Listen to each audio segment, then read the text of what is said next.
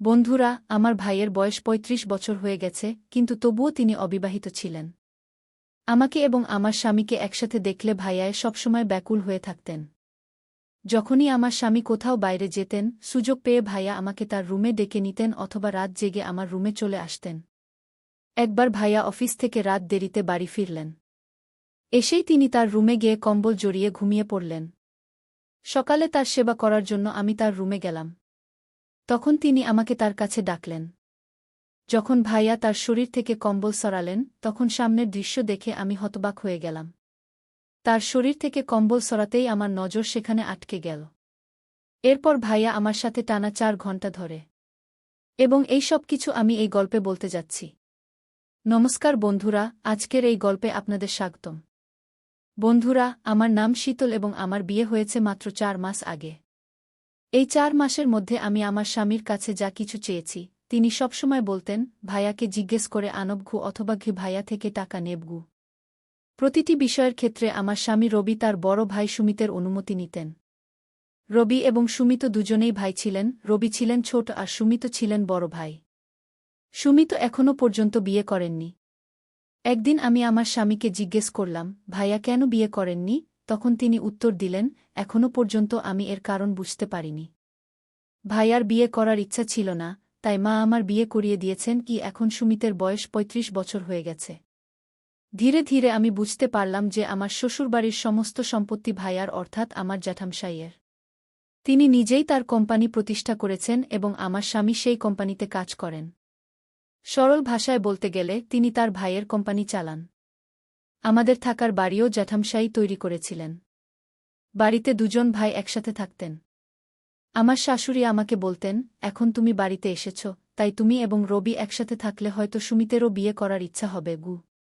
কিছুদিন আমি জ্যাঠামশাইকে বিয়ের ব্যাপারে বোঝানোর চেষ্টা করলাম, কিন্তু তিনি কারোর কথা শুনতে রাজি ছিলেন না। আমি কয়েকবার তার বিয়ে না করার কারণ জানার চেষ্টা করলাম, কিন্তু কিছুই জানতে পারলাম না। ৪ মাসের মধ্যেই আমি শ্বশুরবাড়িতে ভালোভাবে মানিয়ে নিয়েছিলাম। আমার শ্বশুর ছিলেন না, কিন্তু তার জায়গায় বড় ভাই বাড়ির দায়িত্ব নিতেন। জ্যাঠামশাই আমার উপর কোনো রকম বাধা দিতেন না। একবার ভাইয়ার সামান্য জ্বর হল। ২-৪ দিন বাড়িতে চিকিৎসা করিয়ে তিনি অফিসে যেতে থাকলেন, কিন্তু ধীরে ধীরে সাধারণ জ্বর ম্যালেরিয়ায় রূপ নিল। তখন তাকে তাড়াতাড়ি হাসপাতালে ভর্তি করতে হল। জ্যাঠামশাই এখন ৬ দিন ধরে হাসপাতালে ভর্তি ছিলেন। এই দিনগুলোতে হাসপাতালে টিফিন নিয়ে যাওয়া এবং আনার কারণে আমি খুব ক্লান্ত হয়ে পড়েছিলাম। ৬ দিন পর ভাইয়াকে হাসপাতালে থেকে বাড়ি আনা হল। টানা হাসপাতালের চক্কর দিতে দিতে আমি খুব ক্লান্ত হয়ে পড়েছিলাম। বাড়িতে কাজ করার জন্য নৌকরানি ছিল, কিন্তু পরিবারের সদস্যদের আমার হাতের খাবার বেশি পছন্দ ছিল। নৌকরানির হাতের চা কেউ খেত না। শাশুড়ি মা আমাকে এক রুটি বানাতেও বলতেন না। একদিন আমি শাশুড়ি মাকে বললাম, মা, আমার খুব দৌড়াদৌড়ি হচ্ছে। রবির জন্য আলাদা খাবার বানাতে হয়, তারপর ভাইয়ার জন্য মরিচমসলা ছাড়া খাবার বানাতে হয়, আর আপনার জন্যও আলাদা খাবার চাই। এখন ভাইয়া কিছুদিন বাড়িতেই বিশ্রাম নেবেন, তাই তার দেখভাল আপনি করে নিন। তখন শাশুড়ি মা বললেন, শীতল, তুমি এখনও যুবতী, এত তাড়াতাড়ি ক্লান্ত হয়ে গেলে কি করে? আগে আমাদের জয়েন্ট ফ্যামিলি ছিল। তোমার বয়সে আমি কত কাজ করেছি তার ধারণাও তোমার নেই।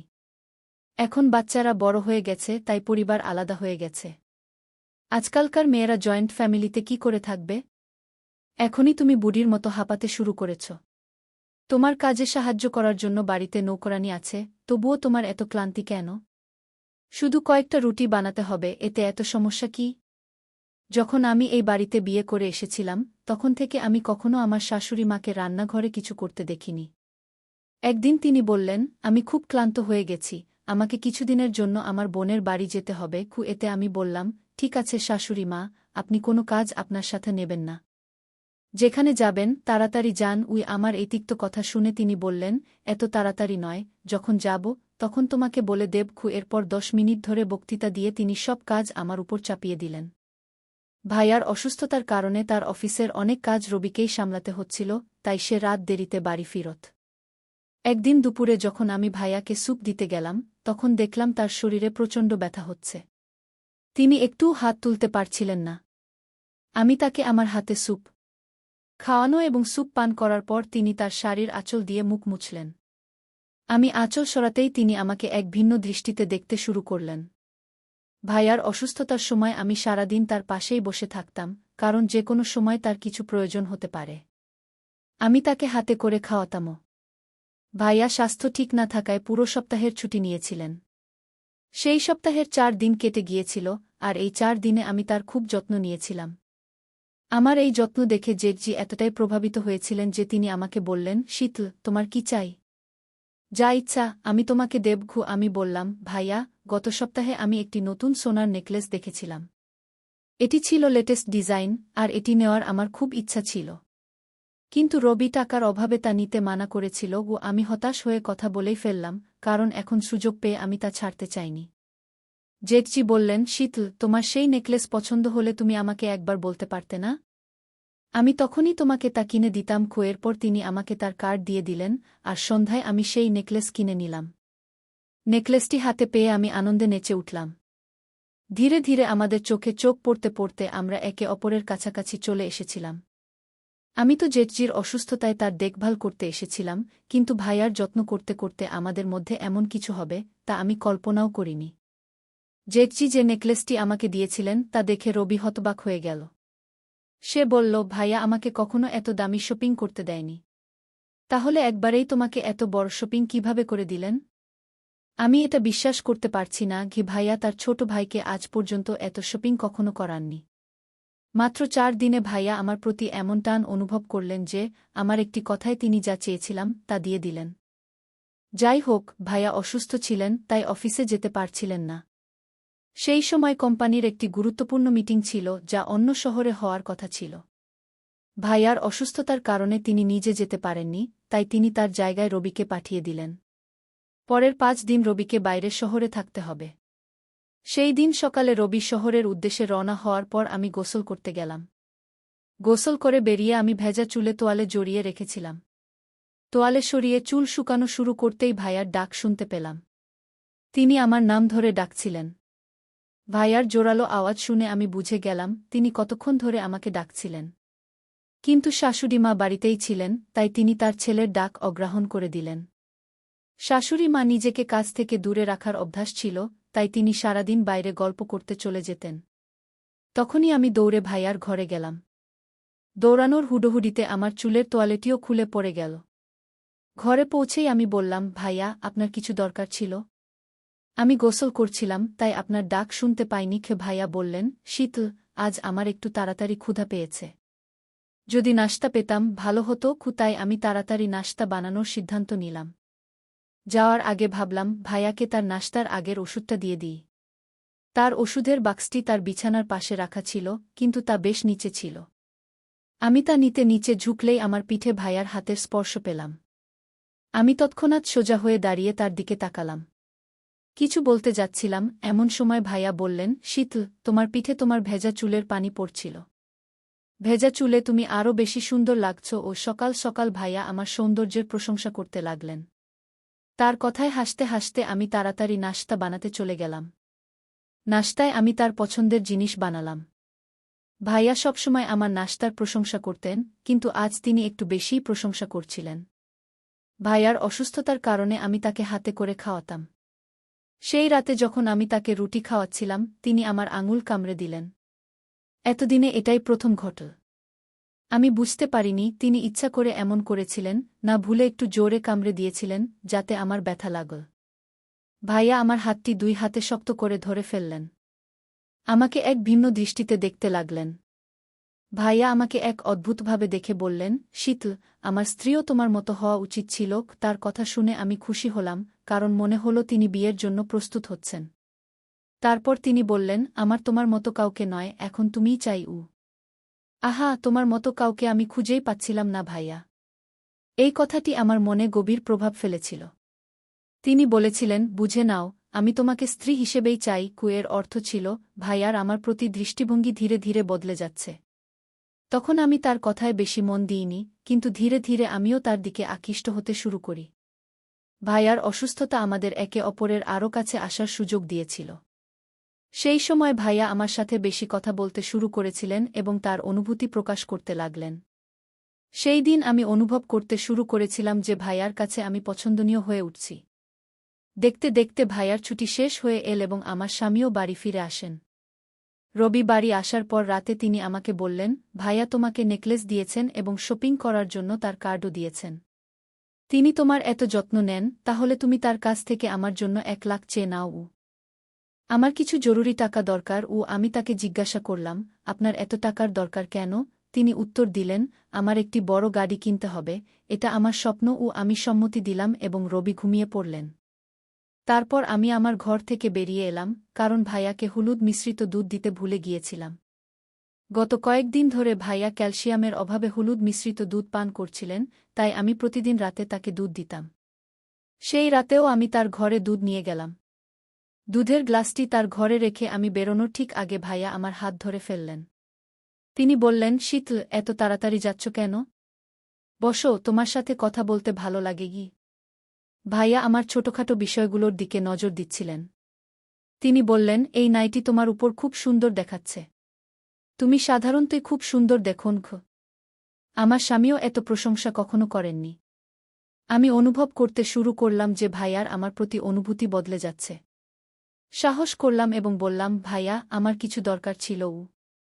এবং তার কাছ থেকে 1 লাখ টাকা চেয়ে নিলাম। যদি আমি রবির নামে টাকা চাইতাম, তাহলে তিনি কারণ জিজ্ঞাসা করতেন এবং সম্ভবত টাকাও দিতেন না। কিন্তু আমি আমার নামে টাকা চাওয়ায় ভাইয়া আমাকে কিছু বললেন না, বরং অন্য কথাই বলতে শুরু করলেন। তিনি বললেন, শীতল, যখন তুমি রবির সাথে থাকো, তখন আমার তার প্রতি ঈর্ষা হয়, কারণ তার তোমার মতো সুন্দর স্ত্রী আছে। কখনো কখনো আমি ভাবি, তুমি আমার সাথে কেন নেই? এ কথা বলে তিনি আমার চুলে হাত বুলাতে শুরু করলেন এবং ধীরে ধীরে তার হাত আমার শরীরে এগিয়ে যেতে লাগল। আমাদের মধ্যে কিছু ঘটতে চলেছিল, এমন সময় হঠাৎ ভাইয়া আমাকে দূরে সরে গেলেন। আমি কখনো তাকে না বলিনি, এর অর্থ হল সেই সব কথায় কোথাও না কোথাও আমার সম্মতি ছিল। এখন ভাইয়া আমাকে দূরে সরিয়ে দিলেন। তখন তিনি আমাকে সেখান থেকে যেতে বললেন। কিছুক্ষণ আগে তিনি আমার কাছে আসার চেষ্টা করছিলেন, কিন্তু হঠাৎ কি হল তা আমি বুঝতে পারলাম না। সেই রাতের পর পুরো 2 দিন ভাইয়া আমার সাথে এক কথাও বলেননি। তিনি নিঃশব্দে আমার হাতে 1 লাখ টাকার চেক দিয়ে দিলেন। আমি সেই চেক আমার স্বামী রবিকে দিলাম। রবি বললেন, ভাইয়া এত উদার হয়ে গেলেন কি করে? এটা আমি বুঝতে পারছি না। তিনি তো প্রতিদিনের হিসাবও নেন, আর তোমাকে একবারে এত বড় অঙ্ক দিয়ে দিলেন। ভাইয়া এবং আমার মধ্যে কী ধরনের সম্পর্ক গড়ে উঠেছিল, সে সম্পর্কে রবির সামান্যতম ধারণাও ছিল না। আমি তার কথায় শুধু মাথা নেড়ে দিলাম এবং রবি অফিসে চলে গেলেন। এই সময় ভাইয়াও অফিসে যাচ্ছিলেন। বাড়িতে এখন আমি একা ছিলাম। নৌকরানিও সব কাজ সেরে চলে গিয়েছিল। সবাই চলে যাওয়ার পর আমি আরাম করে গোসল করতে গেলাম। গোসলের পর আমি আমার ঘরে শাড়ি পরছিলাম। আমি শুধু পল্লুই পরেছিলাম, এমন সময় আমার ঘরের দরজা খুলে গেল এবং সামনে থেকে জেঠজি ভিতরে এলেন। তাকে দেখে আমি সম্পূর্ণভাবে হতবাক হয়ে গেলাম, কারণ আমার শরীরে পল্লুও ঠিকমতো ছিল না। আমি তাড়াতাড়ি পল্লু ঠিক করতে লাগলাম। জেঠজি আমার দিকে এগিয়ে এসে বললেন, শীতল, এত তাড়াহুড়ো করার দরকার নেই। তোমার শুধু একটু শাড়িই তো এলোমেলো হয়ে গেছে। আমার তোমার সাথে কিছু কথা আছে। এখন বাড়িতে কেউ নেই, তাই আমি অর্ধেক পথ থেকে ফিরে এসেছি। বাড়িতে কেউ না থাকায় ভাইয়ার আমার সাথে এত গোপন কথা বলার কি দরকার ছিল? আমার মনে অসংখ্য প্রশ্ন ঘুরছিল। আমি ভাবছিলাম, এমন সময় ভাইয়া আমার সামনে এসে ক্ষমা চাইতে শুরু করলেন। জেঠজির ক্ষমা চাওয়ার এই পদ্ধতি আমার কাছে খুবই অদ্ভুত লাগছিল। আমার মনে প্রশ্নের ঘূর্ণিঝড় চলছিল যে শেষ পর্যন্ত ভাইয়ার কি বলার ছিল যে তিনি এত সাসপেন্স তৈরি করলেন। যখন ভাইয়া আমার সামনে এসে ক্ষমা চাইতে লাগলেন, তখন আমি অবাক হয়ে জিজ্ঞাসা করলাম, ভাইয়া, আপনি আমার কাছে কি জন্য ক্ষমা চাইছেন? জেঠজি বললেন, শীতল, 4 দিন আগে যখন তুমি রাতে আমাকে হলুদ দুধ দিতে এসেছিলে, তখন আমি তোমার সাথে খারাপ আচরণ করেছি। আমি তোমার সাথে খারাপ আচরণ করেছিলাম এবং তোমাকে ঘর থেকে চলে যেতে বলেছিলাম। সেই দিন আমার আচরণ আমাকে খুব খারাপ লাগাচ্ছিল, তাই আমি তোমার কাছে ক্ষমা চাইতে এসেছি। আমি বললাম, কোনো সমস্যা নেই ভাইয়া। তোমার সেই আচরণে আমার একটুও খারাপ লাগেনি। তুমি তো আমার নিজের মানুষ। কি? আমার এই কথা শুনে ভাইয়া আরও বেশি আমার কাছাকাছি চলে আসলেন। তিনি বললেন, তোমার এই আপনত্ব আমাকে পাগল করে দেবে। এরপর তিনি আবার আমার সাথে ঘনিষ্ঠতা বাড়ানোর চেষ্টা করলেন। এবার আমি তাকে থামানোর বদলে প্রতিক্রিয়া দিতে শুরু করেছিলাম। কিন্তু হঠাৎ ভাইয়া আমাকে দূরে সরিয়ে দিলেন এবং ক্ষমা চেয়ে সেখান থেকে চলে গেলেন। এই আচরণে আমার রাগ হচ্ছিল। বারবার আমার কাছে এসে আমার অনুভূতি জাগিয়ে রেখে মুহূর্তের মধ্যে দূরে চলে যাওয়া আমার বিরক্তিবোধ বাড়িয়ে দিচ্ছিল। ভাইয়া 2বার এমন করেছিলেন, কিন্তু এখন আমি ঠিক করেছিলাম যে আমি তার কাছেই যাব। সেই রাতে যখন শাশুড়ি বাড়িতে ছিলেন না এবং আমার স্বামীও কিছুক্ষণের মধ্যে গভীর ঘুমে চলে গেলেন, তখন আমি সুযোগ খুঁজছিলাম। যখন নিশ্চিত হলাম যে রবি গভীর ঘুমে আছেন, তখন আমি ধীরে ধীরে তার পাশ থেকে উঠে বাইরে চলে গেলাম। আমি নিজের কাছে জেঠজির ঘরে পৌঁছালাম। ভাইয়া ঘুমোতে দেখলাম। আমি তার কাছে পৌঁছাতেই হঠাৎ ঘরের লাইট জ্বলে গেল। পিছনে ফিরে দেখলাম আমার স্বামী সামনে দাঁড়িয়ে আছে। আমার স্বামী বললেন, শীতল, তুমি আমার ভাইয়ের সাথে কি করছ? রবি হঠাৎ ভাইয়াকে ইনজেকশন দিতে দেখে তাড়াতাড়ি আমার পাশে দাঁড়ানো ডাক্তারের কলার ধরে ফেল। আমি ডাক্তারকে নিজেই সাথে নিয়ে এসেছিলাম এবং আমার কথাতেই সে ভাইয়াকে ইনজেকশন দিচ্ছিল। আমাদের শোরগোলে ভাইয়াও ঘুম থেকে জেগে উঠলেন এবং তিনি কিছুই বুঝতে পারছিলেন না যে কি হচ্ছে। রবি বলল, ভাইয়া, আপনি একদম চিন্তা করবেন না। আমি আপনাকে কিছুই হতে দেব না। আমার স্ত্রী আপনার সাথে এমন কিছু করবে তা আমি কখনো ভাবিনি গিয়ে। এ কথা শুনে আমি অবাক হয়ে গেলাম। রবি ভাইয়াকে বলতে লাগল যে শীতল কোনো ডাক্তারকে সাথে নিয়ে এসেছে এবং তারা দুজন মিলে আপনাকে ইনজেকশন দিতে চাচ্ছিল। জেঠজি রবিকে শান্ত করলেন এবং বললেন, আমি এখনও বিশ্বাস করতে পারছি না যে শীতল কিছু ভুল করতে পারে গি। তারপর ভাইয়া আমাকে প্রশ্ন করলেন, শীতল, এসব কি হচ্ছে? তুমি আমার সাথে কি করতে চেয়েছিলে? আমি ধীরে ধীরে বলতে শুরু করলাম, ভাইয়া, আমি আমার সাথে গোপন রোগ বিশেষজ্ঞের ইনজেকশন নিয়ে এসেছিলাম।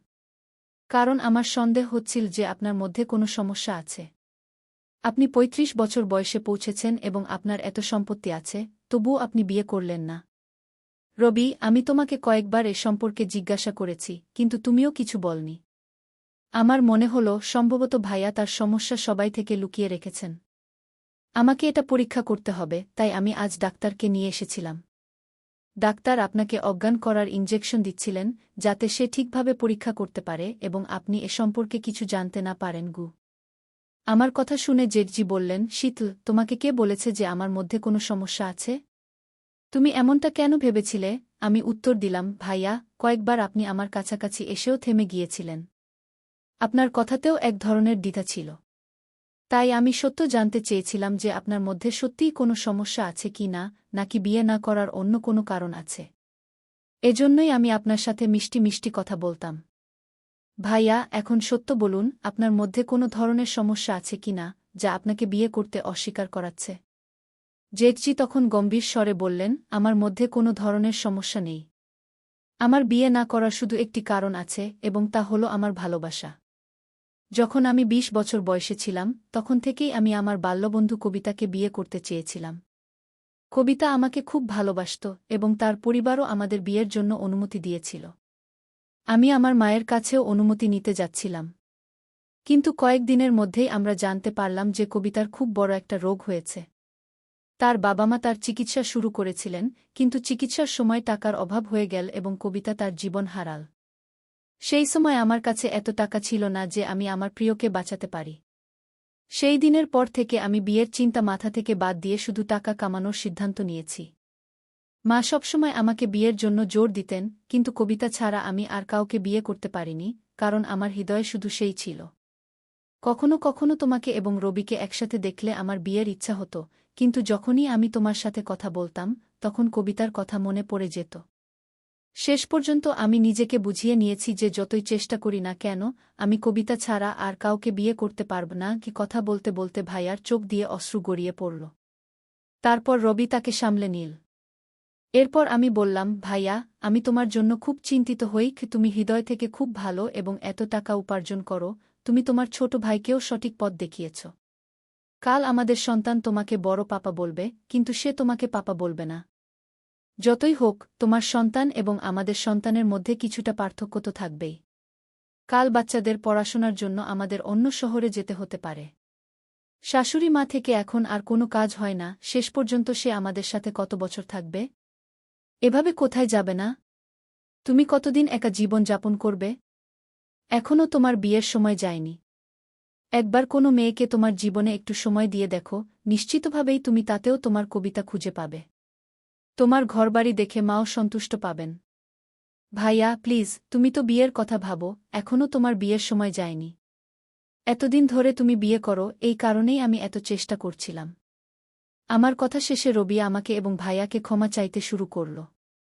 সে বলল, শীতল, আমাকে ক্ষমা করে দাও, আমি তোমাকে ভুল বুঝেছিলাম। আমার বড় ভাই যে আমাকে টাকার হিসাব নিত, সে তোমাকে এক কথায় সব কিছুর জন্য কিভাবে দিচ্ছিল, এটা আমি বুঝতে পারছিলাম না। ভাইয়া তোমাকে 2 লাখ টাকার চেকও দিয়ে দিয়েছে, এটা আমি বুঝতে পারিনি কারণ আমার গাড়ি কেনার প্রয়োজন ছিল না। আমি শুধু তোমার পরীক্ষা নিচ্ছিলাম যে ভাইয়া তোমাকে এত বড় অঙ্ক দেয় কিনা। যখন তোমার হাতে এই 2 লাখ টাকার চেক রাখা হলো, তখন আমি বুঝতে পারলাম যে তোমার এবং ভাইয়ার মধ্যে কোনো ভুল সম্পর্ক নেই। আমাকে ক্ষমা করে দাও যে আমি তোমাদের দুজনকে সন্দেহ করেছিলাম। ঘরে আরেকটি অবিবাহিত ভাই থাকলে এমন ভুল বোঝাবুঝি তো হবেই। আমি এবং ভাইয়া রবিকে ক্ষমা করে দিলাম। পরের দিন আমি ভাইয়ার বিয়ের জন্য একটি নয়, বরং 20টি প্রস্তাব নিয়ে এলাম। তার মধ্যে একটি মেয়েকে ভাইয়া পছন্দ করলেন, কিন্তু তিনি শর্ত দিলেন যে তিনি 2 মাস ধরে সেই মেয়েকে জানতে চান এবং তখনই বিয়ের সিদ্ধান্ত নেবেন। আমরা অবশ্য তার শর্ত মেনে নিলাম। 2 মাস পর তিনি বিয়ের জন্য সম্মতি দিলেন। তার ঘরবাড়ি দেখে সবচেয়ে বেশি খুশি হয়েছিলেন আমার শাশুড়িমা। শেষ পর্যন্ত লাখ চেষ্টার পর আমি সাফল্য পেলাম এবং ভাইয়ার হাতে তার বার্ধক্যের সমর্থন তুলে দিলাম। তাহলে বন্ধুরা, প্রতিটি পরিবারে যদি শীতলের মতো বোন থাকে, তবে প্রতিটি ঘর সবসময় হাসি খুশি এবং সুখে ভরে থাকবে। তাই বন্ধুরা, তোমরা এই গল্পটি কেমন লাগলো, কমেন্ট করে অবশ্যই জানাও। যদি তোমরা এই গল্পটি পছন্দ করো, তবে এটি লাইক করো এবং তোমাদের বন্ধুদের সাথে শেয়ার করো। আরও এমন রোমাঞ্চকর গল্পের জন্য আমাদের চ্যানেল সাবস্ক্রাইব করো এবং বেল আইকন টিপতে ভুলো না, যাতে তোমরা আমাদের কোনো গল্প মিস না করো। ধন্যবাদ।